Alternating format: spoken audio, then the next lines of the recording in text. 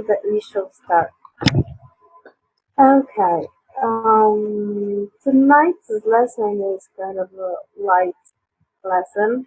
It's not really a big deal. You are going to see that it's so easy and you can grasp it like as easy as hello. It's so easy in a way that you'll just end up doing any exercise that I will give to you by the end.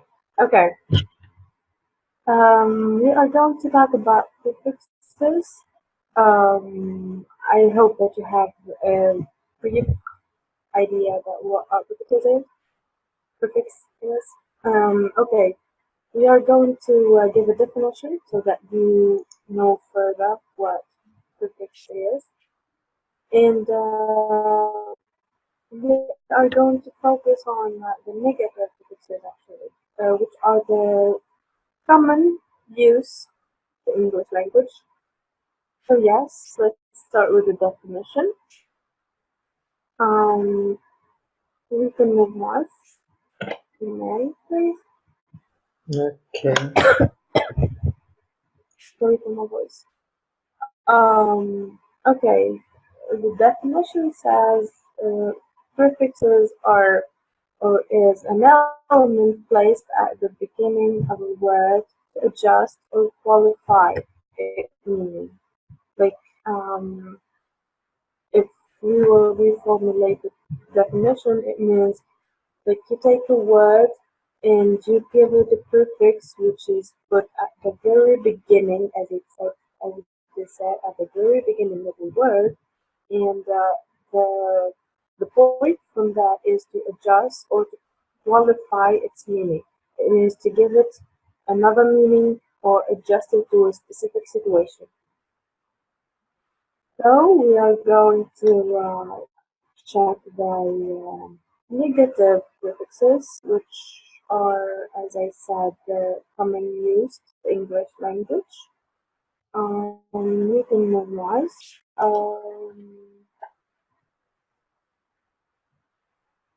Okay, here we go. The negative prefixes, like there is a variety of negative prefixes. The negative prefix can be added to a verb, a noun, or an adjective. It's not only like used with verbs or just with nouns or just with adjectives. You can use it with all of these, okay? And the common or the most known negative prefixes are a, this, l, n, er, none, un. These are the very most used negative prefixes in the English language. So let's start like checking the first negative prefix, which is a.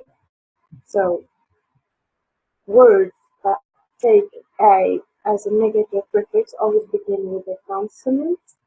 This is a rule number one when it comes to the prefix a.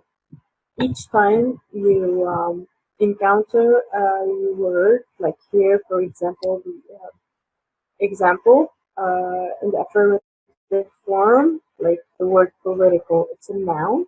It starts with a consonant. The fact of adding a negative prefix means that you're not going to use this or L or non-political something. It's the very first thing that comes up to your mind is that P is a consonant, so I have to add an A. Okay, so here for the first part, which is the A negative prefix, we always use it when a word begins with a consonant, just like the example in front of you, okay? This is for the A negative prefix. Maisa, Yes. Mohammed is asking about the consonant.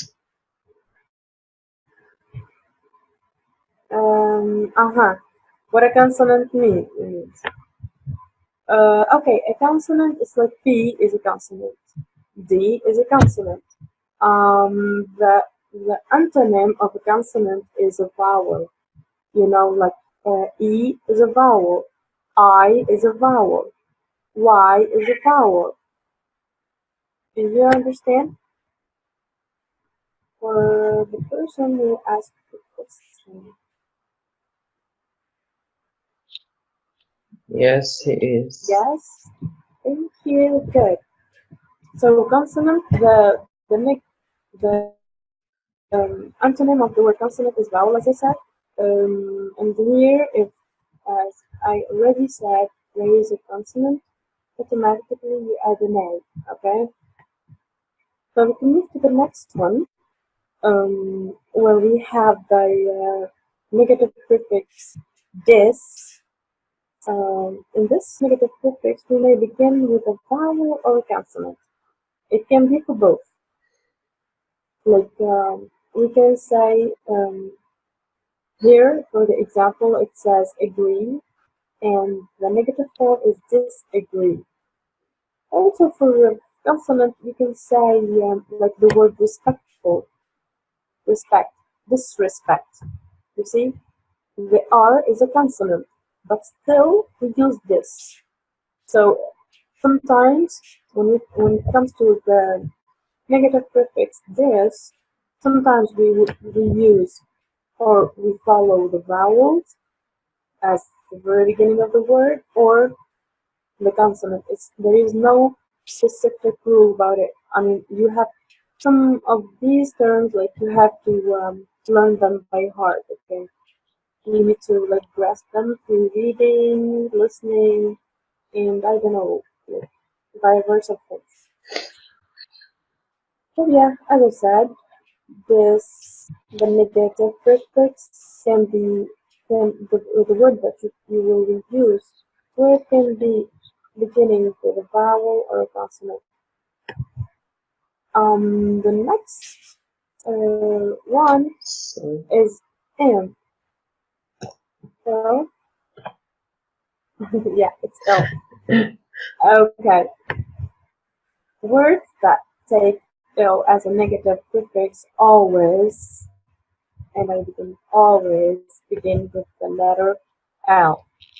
Here is so easy. I think like you all know the fact that each word that begins with an L, we automatically, like when we want to put it in negative form, we automatically put L. Like here, for example, when we use prefixes. Okay, that's a good question, Miss Reen. I will tell. I already said when we use prefixes, we said antonyms. So the fact that you want to use like situations when you want to use the opposite of a word, like for example, somebody is like being disrespectful to you. He lacks respect. You won't be saying like you lack respect from me. No, it would be rather you are disrespecting me. So this situation obliges you to use the prefix this, for example, to the word respect in order to express the fact or the situation that you are confronting. Okay? Is it clear for you, Mr.?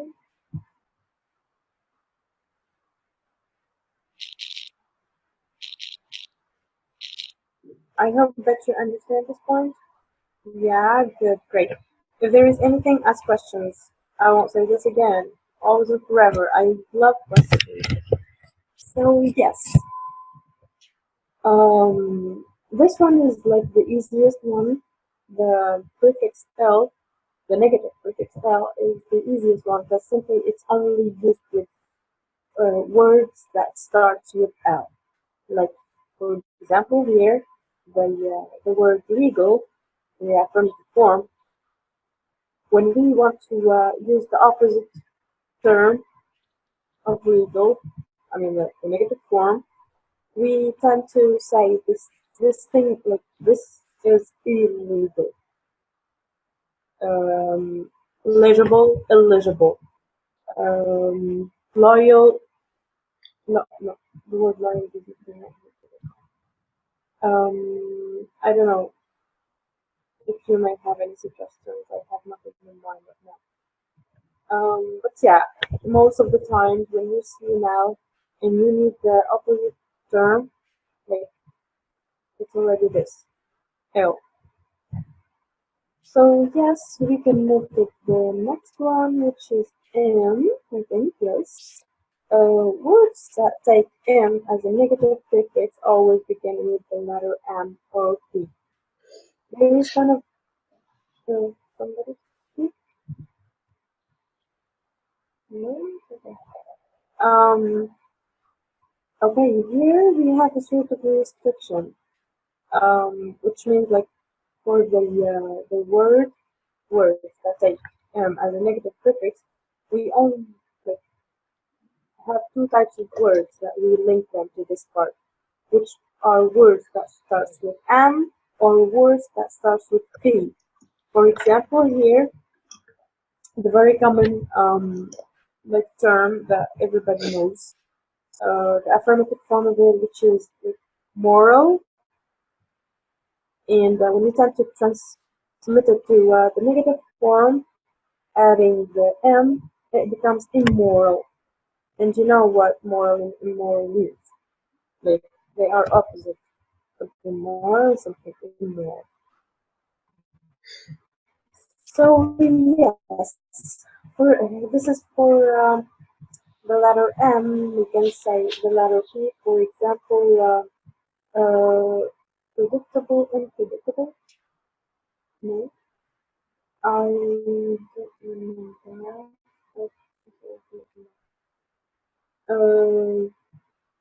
Impassioned, for example, by patient or impatient, the passion is impassioned.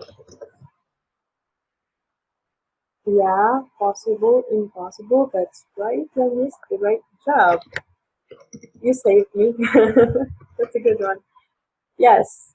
So yeah, when you tend to have M and P in the very beginning of a word that you tend to transmit to the negative form, like start with the N. Okay. Okay, the next one is in, I think, yes. So yeah, words that take in as a negative prefix can begin with a vowel, and there is an exception here, which is I and you, or a consonant. So here, the prefix, the negative prefix in, can be used with both, like we said previously for this. It can be used with vowels and it can be used with consonants. And for the vowels, there is exceptions, which are the I and the U. Take it for granted. There is no word that starts with I and U, and we can add an N to it. Like here, for example, the example given is with the affirmative form is eligible. When it transforms to negative, we say ineligible, like the eligibility. Okay, it's eligible and ineligible. Here, there is no I and there is no U. Put it in mind. This is for the N. Let's move for the next one, which is air. Words that take air as a negative prefix always begin with the letter R. This one is easy also. It's like the L. Also, when you see a beginning of a word that starts with the R, you tend to always add air to it. Like here, for example, the example says regular. When we want to transmit it to the negative form, we say irregular. So yes, each time you find an R, the start of a word, and you want the negative prefix, you have to choose. I mean, like the negative prefix, it's rather there. Okay. And there is an exercise at the end so that you will understand it all and practice a little bit, because this task is kind of easy. So yes, let's move to the next one.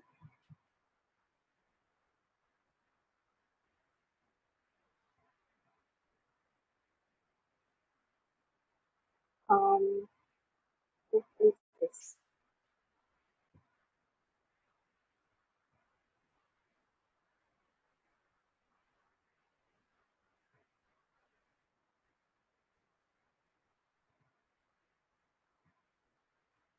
Hi.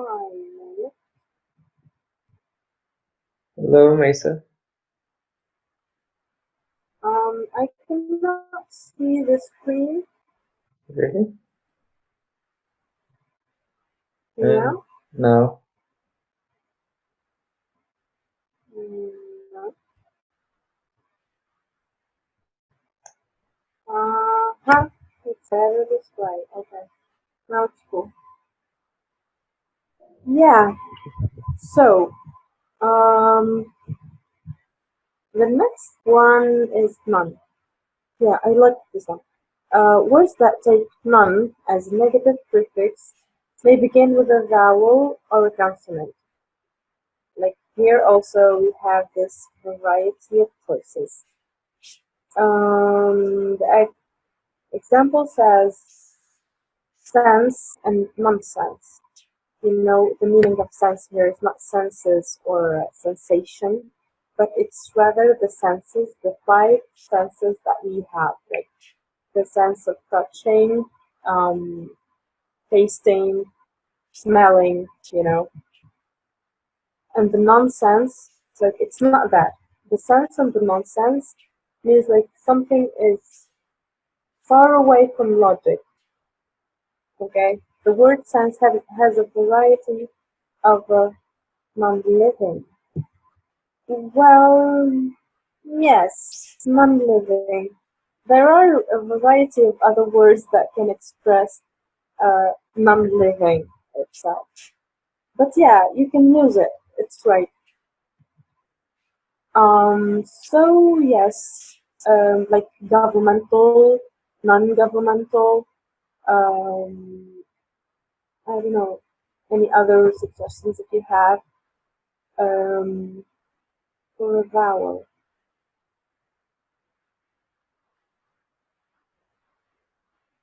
Non-smoker, yes, listening, that's right too. Yes, but, I'm not sure. Malik or Malik? Sorry for that. I don't know, female or male. Malik or Malik? Anyway, you speak, sorry. Um, I've always said it and I will say it again. Um, I tend to not start Arabic at all. You have to get used to English, okay? So, sorry for this, but you have to try to follow. And if you don't understand anything, you have just to ask, okay? I have no problem with that. Okay, let's come back again. This is for the nun. We're okay with it. Okay.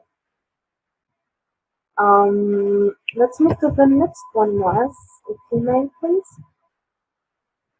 Yes, this one is okay. Words that take "un" as a negative prefix may begin with a vowel or consonant too. The same case for the previous one, as it was already been said. Okay, here, like I tried to give you a vowel example. The word usual is used. It starts with a vowel. So here, when we try to transform it to the negative uh, aspect, we would say unusual. That's something usual, and the opposite of it is unusual. So yes, if we would say like with a consonant. Conditional, unconditional. Unhelpful, yes, that's right. Unhelpful. I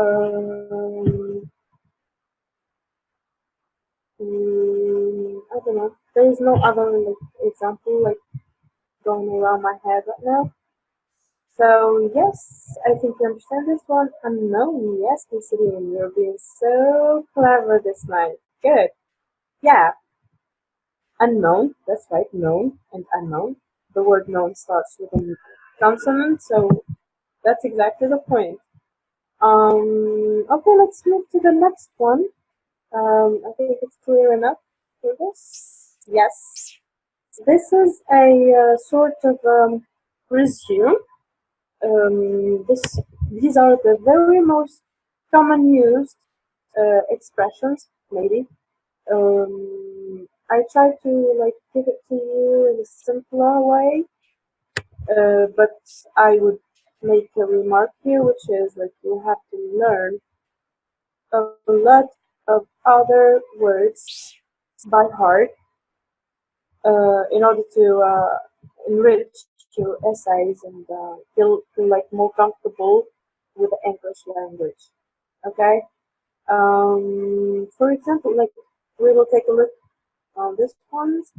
The N, here, correct, incorrect, credible, incredible, valid, invalid, sane, insane, infrequent, capable, incapable, inexpensive, ineligible, like we said earlier, organic, inorganic, decent and indecent, a lot more. There is a lot more. The list is so long and longer than this one. For the M here we have more polite, impolite, perfect, imperfect, immortal, pure, possible, here, as we said, mainly the P consonant. Okay. I'm not going to go further with this one. I would rather want you to do an exercise so that you practice rather than just hear me talking. I want you to be talking now. The exercise says choose the correct word to complete each sentence. I give you sentences and there are choices to choose one from which you think that it is the appropriate, when you come back to all the things you studied. So who can begin the first one? I want to hear your voice, isn't it? You don't have to stop talking. Good. Somebody answer?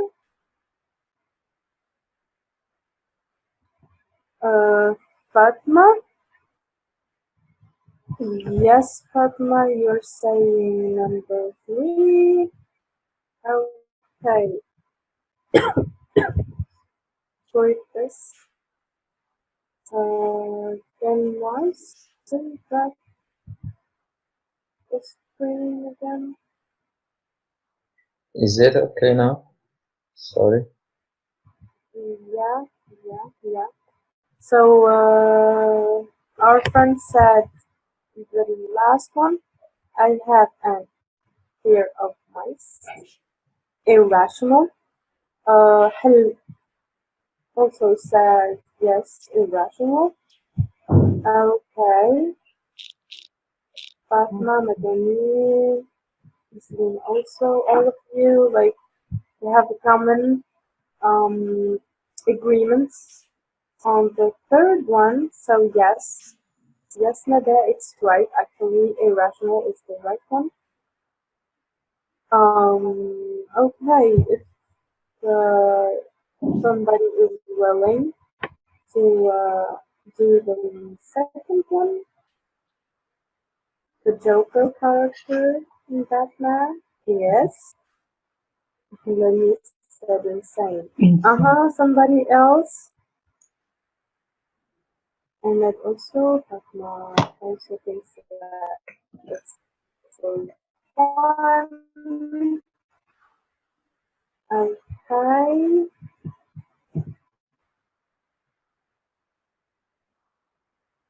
Yeah. And thank you. Actually, it's the same for me. I think that I really do agree. Like yes, this is number one. The Joker character in Batman is insane. As I watched Batman, and the Joker is really insane. So yes, it's the first one. You are totally right. Um, the new Mars. Insane, right? Yes, it's insane. As I said. Okay. They had all agreed on insane, and it's right. So we can move to the next page. Yes. Let's go to the next.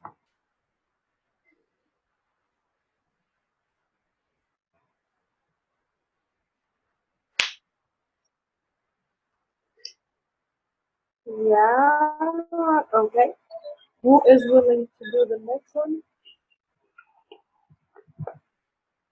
Can somebody tell me it is that we have to work while they are on holiday? Okay. Madame said two, Fatma says three. Yeah. Somebody else?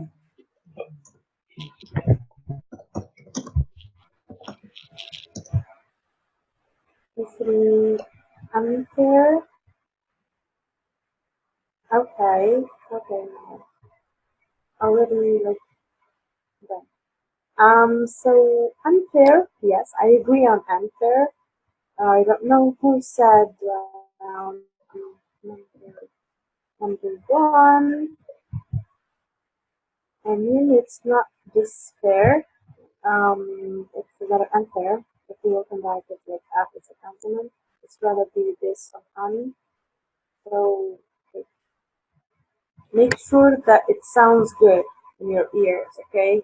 Which time like you find it hard to distinguish for your daily voice, that you can switch it up.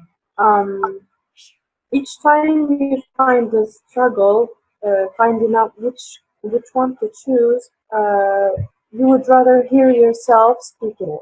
I mean, like here, you say disfair. It's kind of a harsh word. Like unfair, it's rather clear and it sounds good. You see, so even the sound of the word can like help you knowing which choice to take. So let's move to the next one. Who is willing to tell me which one is correct? Mada says I'm patient. Somebody else? Sudan is impatient. Number two. Mm-hmm. Yes. I see that you all, like most of you, agreed on number two, which is impatient. And I agree too. That's right. It's impatient.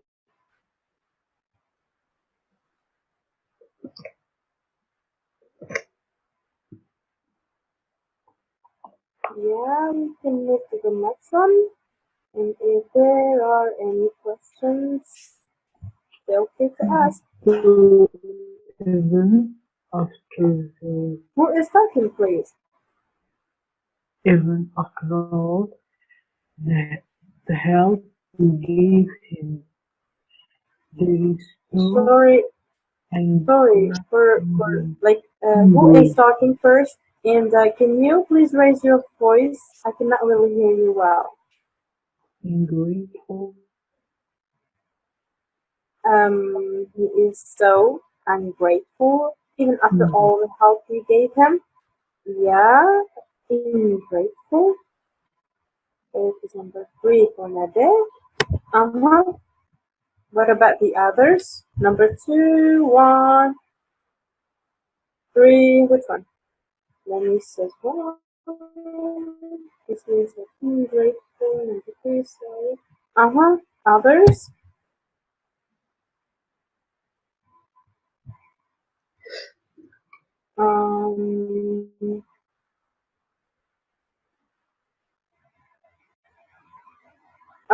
Sorry guys, but it's not number 3. You are like all agreed on number 3, but nope, it's not really number 3. It's number 1. I'm grateful.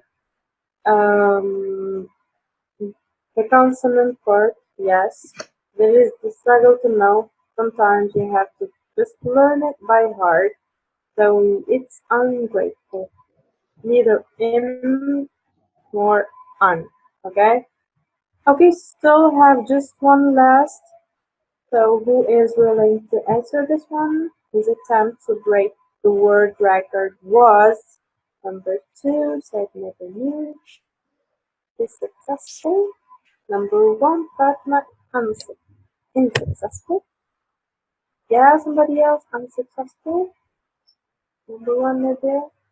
Lenny's number 3. Sorry, number 3, Fatma. Yeah, Nadia. Unsuccessful. Yes. I think we should say like it's number 3. Successful, unsuccessful.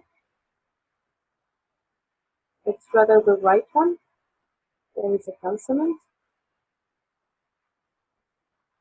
So yes, if there are any questions that you want to ask, feel free. If we still have time, Mars. Yeah, we still have like 3 minutes. This is a record. So yes, if anybody has to like anything like not really clear, they can ask. You can ask guys. And I still repeat it again. You have to learn them by heart. You just understand the rules and learn them by heart. Okay, so that you feel comfortable with your essay, especially when it comes to the back exam.